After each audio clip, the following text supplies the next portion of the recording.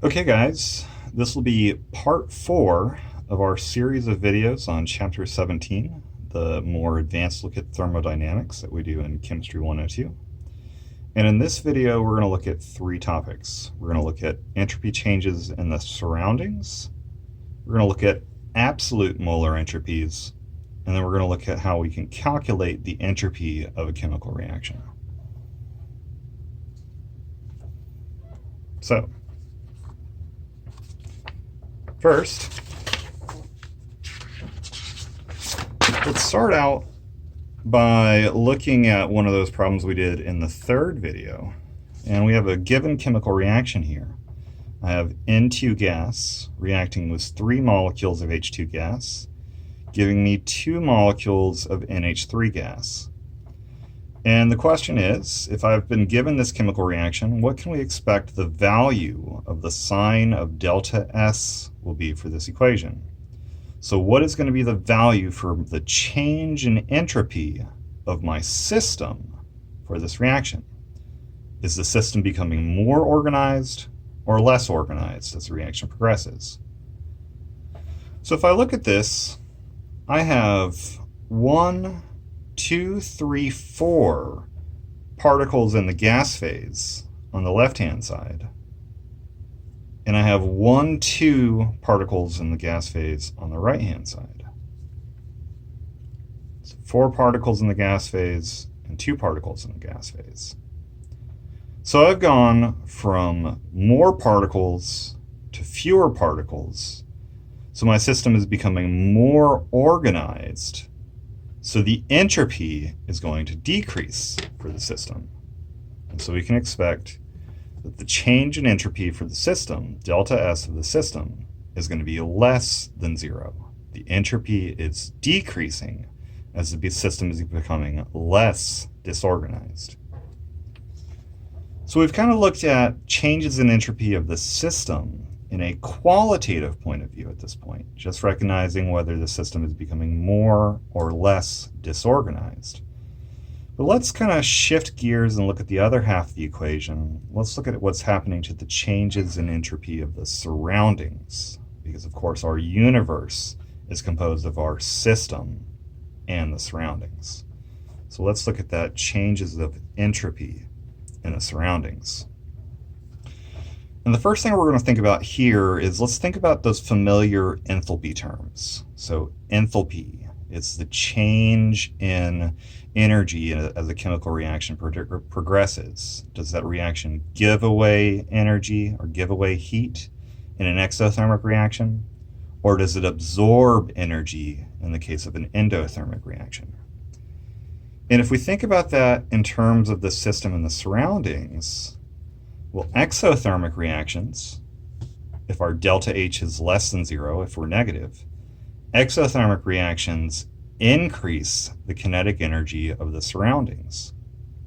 Exothermic reactions, by definition, release heat from the system into the surroundings. Now that heat is a form of energy that allows my particles in the surroundings to start to move a little bit faster. And so as they absorb more heat, their kinetic energy is going to increase, and so they're going to move more. And so as my system releases heat to the surroundings become a bit more chaotic, and the entropy of the surroundings is therefore increasing. So we see that exothermic reactions produce an increase in entropy of the surroundings. And conversely, endothermic reactions, if my delta H is positive, these reactions decrease the kinetic energy of the surroundings. So endothermic reactions absorb heat from the surroundings and take that energy and move it into the system. So as the system takes heat from the surroundings, those surrounding molecules now have less energy to move around, and they're going to move a bit slower, or they're going to move less, resulting in an overall decrease in disorder of the surroundings now. So as they're moving slower because they're essentially colder, the entropy is going to decrease. So endothermic reactions will cause a decrease in the entropy of my surroundings. The surroundings become less chaotic as the energy moves from the surroundings into the system. And so we can further generalize that idea into this equation here, where the change in entropy of my surroundings is proportional to the negative of the change in enthalpy of the system. So exothermic reactions, my delta H is negative. A negative times a negative would result in a positive change in delta S of the surroundings. Exothermic reactions have a positive change in entropy of the surroundings. If my enthalpy is endothermic, if delta H is greater than 0, if it's positive, a positive delta H of my system times that negative sign gives me an overall negative value for the delta S of the surroundings. So endothermic reactions decrease the entropy of the surroundings. And we actually, if we include the temperature into this discussion, we can actually get a full equation where we can equate one side to the other. And that new equation is the delta S of my surroundings, the change in entropy of the surroundings, is equal to the negative of the change in enthalpy of the system divided by the absolute temperature. So that means my temperature is in the Kelvin scale. So if I know my change in enthalpy of the system, and we spend an entire chapter in Chem 101 on determining different ways that we can calculate the delta H of the system, if I know a value for that delta H, and I know my temperature, I can actually figure out the value of the change in entropy of my surroundings. Now, let's kind of consider what happens as I change my temperature in this equation. So what is the difference between a low temperature, a temperature approaching 0, or a high temperature, a temperature approaching positive infinity, if I look at this reaction? Well, let's first look at a low temperature. If my temperature is really low, and this is the absolute scale, so the smallest I can get down to is 0 Kelvin. If that T approaches 0, then I'm dividing by a very small number here, and the value of delta S is going to get bigger. So at very low temperatures, any change due to the enthalpy is going to result in a very significant change on the delta S of the surroundings.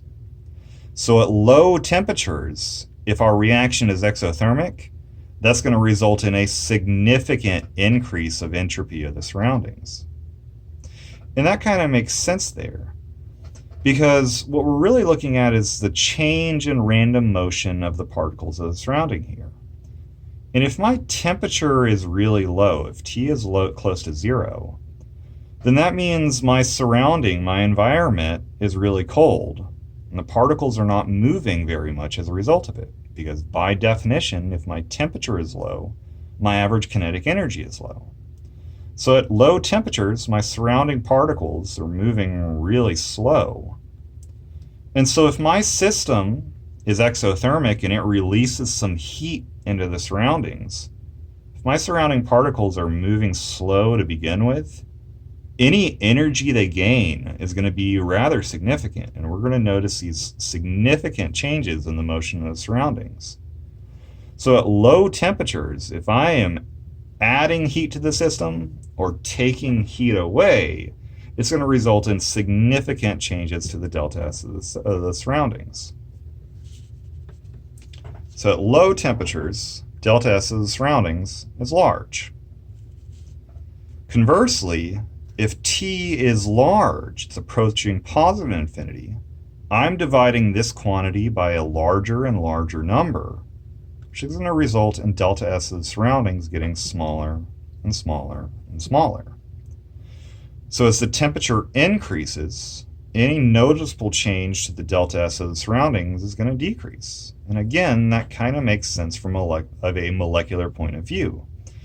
If the temperature is hot, the surrounding particles are moving really fast already. They're already in a very excited state. So if I add any more heat to the system, or to the surroundings, from an exothermic reaction, let's say, or if I take any heat out from an endothermic reaction, since my particles in the surrounding are already moving quite aggressively because the temperature is high, I'm not going to notice as much of a change to that disorder as a result of my changes of enthalpy. So, at low temperatures, changes to the entropy of the surroundings are large. At high temperatures, changes to the entropy of the surroundings become small. Okay. And an analogy we can use here, a nice analogy, is, think about if I am poor or I am rich and I'm receiving my stimulus check because it's COVID right now.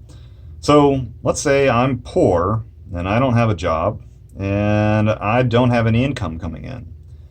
If that stimulus comes to me and I don't have very much money to begin with, that is rather significant. That makes a big difference to me. So if I'm broke and I get a little bit of money from an exothermic reaction, then it's going to make a big difference. I'm going to have a noticeable effect on my bank account. However, if I'm living cush and I'm comfortable and I've got a bunch of zeros in my bank account, well, if that's the case and I get that stimulus check, well, I've already got money to begin with. My temperature is high. I've got a lot of energy. If I get that stimulus check, it really doesn't make that big of a difference to me. So we can see how these differences in our temperature and affecting our perceivable change to the change in entropy of the surrounding really relatable to something we're going through right now.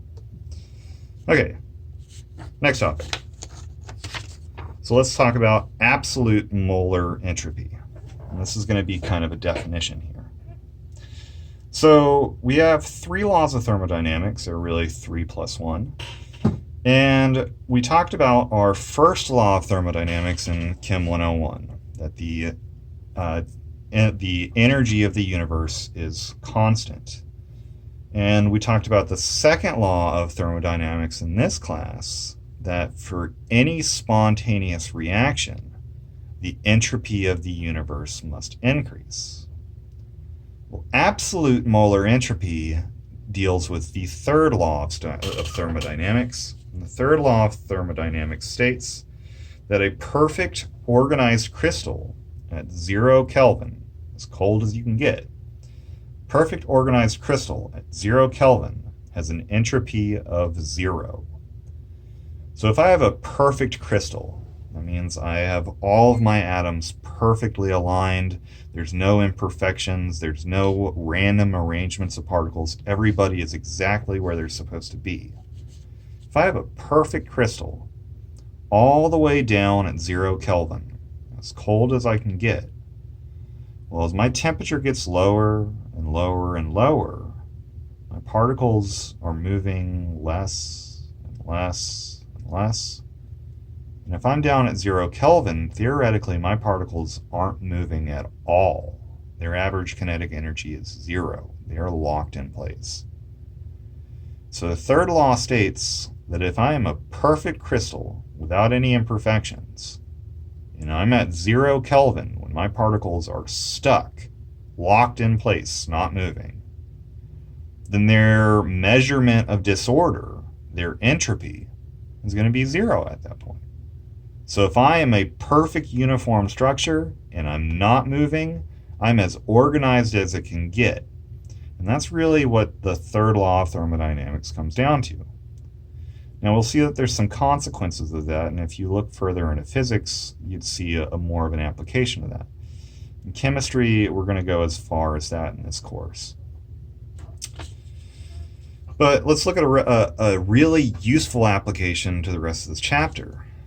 Well, if a perfect crystal for any of our substances, so any substance in the solid phase, if I bring it down to 0 Kelvin and if I can get a perfect crystal of that substance, if at 0 Kelvin the entropy of that substance has to be 0, well, that's kind of like a uniform reference point for calculating an absolute molar entropy at any given temperature. And the kind of usefulness of this is, well, if I know at the coldest I can get for any particular substance, it has to have a 0 for its entropy if it's disorder.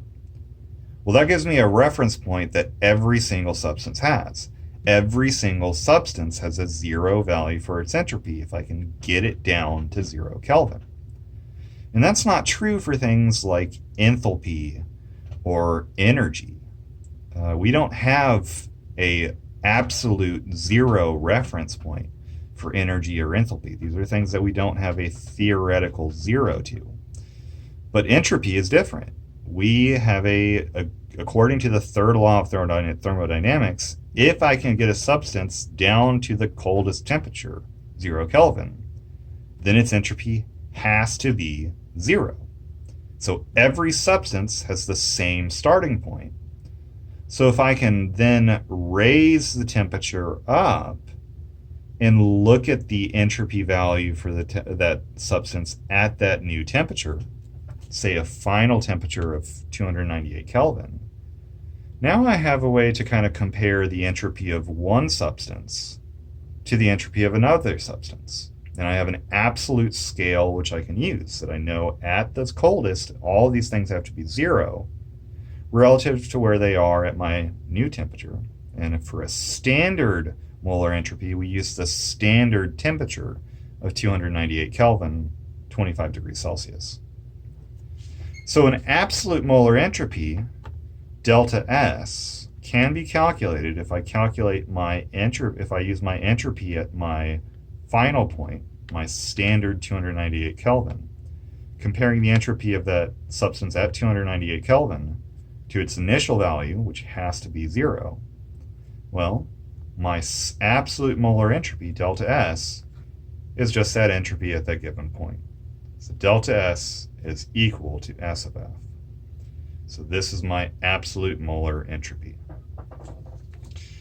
Now, that moves us into the final topic for this video, and this kind of is our useful application. And let's use these absolute molar entropies to calculate the change of entropy in a chemical reaction. And that's first going to take advantage of the fact that delta S, my change of entropy, is a state function. And remember, if we say something is a state function, that means that it is path independent. It only matters what my final value is and what my initial value is. I don't care how I got there. So changes in entropy are state functions. They are path independent. All I need to know is what my final entropy was and what my initial entropy was, and I can calculate the change in entropy. And I can do that using an equation which might look a little familiar. We use this equation in Chem 101 to calculate the change in enthalpy, delta H, of chemical reactions. So the change in entropy of a chemical reaction can be calculated by taking the sum of the moles of my products times the standard entropy of formation for that product, and subtract from that sum the sum of the moles of my reagents times the standard entropy of formation for those reagents. And let's look at an example problem that really kind of brings that home. So let's look at this problem where I want to calculate the value of the change in entropy for this reaction from the provided absolute entropy values for this reaction at 298 Kelvin. So I want to find delta S of the reaction, this reaction at 298 Kelvin, if I know my absolute entropy values.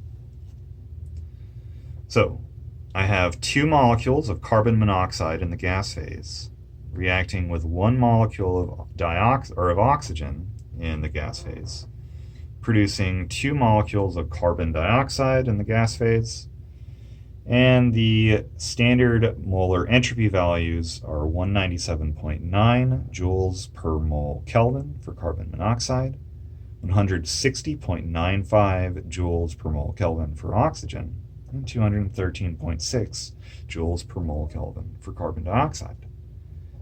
If I want to calculate the change in entropy for this reaction, of course I'm going to be using that equation, one from above, and I'm going to take this equation and these standard values and plug them into this equation. So of course first I'm going to look at the product side. My products are carbon dioxide. I have 2 molecules of carbon dioxide, each with a molar entropy of 213.6. So if I start to fill in here, on the product side, I have a bracket just for my products. I have 2 moles of carbon dioxide, and each has a molar entropy of 213.6. So for my products inside my brackets, I have 2 moles times 213.6. So there's the sum of my moles of products times the entropy of the products. I will subtract from that the sum of the reagents. So in my reagents, I have a bracket just for the reagents. Okay, on my reagents, I have 2 carbon monoxides. Each has an entropy of 197.9 joules per mole Kelvin. So I have 2 moles of CO times an entropy of 197.9. Add to that my entropy from oxygen. So I have 1 mole of oxygen with an entropy of 160.95. So I'll add that value to the value from the carbon monoxide, and now I can simplify. 2 times 213.6 gives me 427.2. The sum of this gives me 556.75. And I can simplify and get my final answer. The change in entropy for this reaction is negative 129.55 joules per mole Kelvin. So we can actually get a numerical value for the delta S for this reaction. Where before, in my video part 3, we would have looked at that chemical reaction. And we could have said, well, I have 1, 2, 3 particles in the gas phase becoming 2 particles in the gas phase. I have decreased the number of particles in the gas phase, so I have decreased the entropy of the system as this reaction has progressed. It has become more organized as I've decreased the number of particles that are there. So I would have anticipated going in that I would have gotten a negative value for my change in entropy for this reaction. And that's the finish of this video.